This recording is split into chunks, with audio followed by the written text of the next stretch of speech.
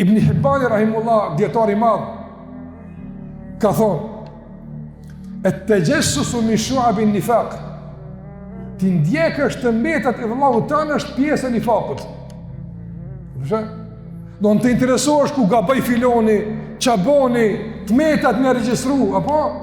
Thot Ibn Hibbani që kjo e nifak. Do në nuk mund t'jemi bashk e janë ndjekum të metat një tjetrit. S'moni me kom bashk.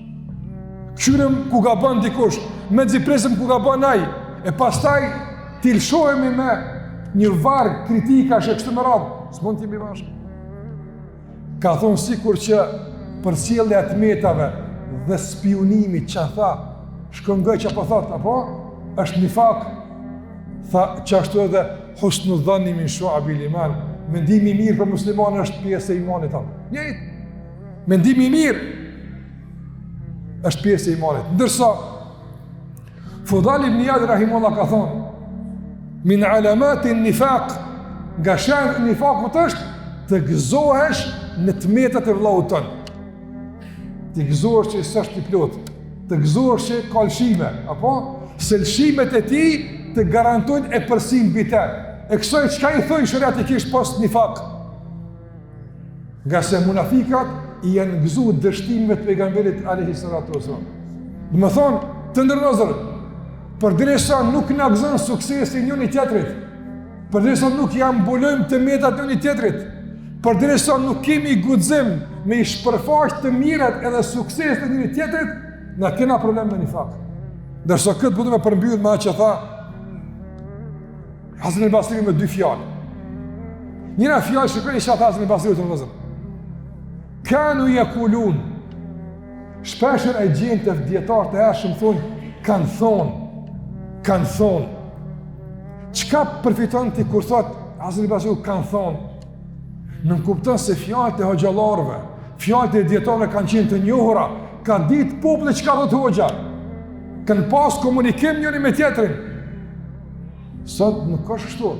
Prandaj të nërëzër, ju që bile s'paku keni mundësi ti ndëgjoni fjallë të xhallarëve, dëgjoni me vëmendje, kuptoni drejt, e përcjellni si duhet të ata që singoj, thuj, xhallar që shtu po na mësoj. Po, sukseset e juaja atribojeni që sa i xhamia që du ku keni marrë mësim. Kur të pyetësh për suksesin tënë, thuj po, për shkak se hoxha na ka mësuar. Le të din dunjoja, apo se hoxhallarët janë faktori i stabilitetit, e i ndërtimit, e i prosperitetit, e i çlirimit, e i ndërtimit, e i gjithçkafit. Jo emrat përveçëm, s'na interesojnë, po si institucion, si titull, që kështu është. Kanu yakulun, kanë thonë, e kanë ditë kush ka thonë, e kanë ditë kush ka folë. E thot, ata që i folshin kohën tonë në mësejshin, duke thonë, minen nifaq, pe i dyftësis ka qenë dallimi i madh mes gjuhës dhe punëve. A ki që ka me përmesu në këtë aspekt? Ka thonë, ka qenë për një faku që ne kena konzëru. Dallimi i madh mes të fshehtës dhe publikut. Ka e ndryshë në familje, ka e ndryshë në shtëpi, jashtë këtë qka, qysh e ki shtëpinë o Allah, qysh e ki familjen, a ka i badet në shtëpi, a ka kuran të shtëpia, a ka nazihat në shtëpi, apo jena në saft para atje, edhe të lashën në xhami hoxhës, për të punë caktuar ndërsa, ku është shtëpia?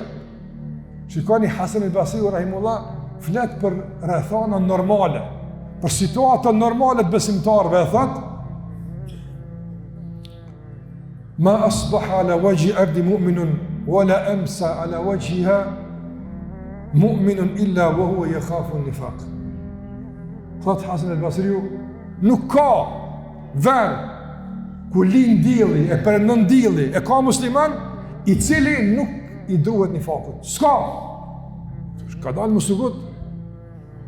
Ku e din ti ku perëndon dielli, ku lin dielli.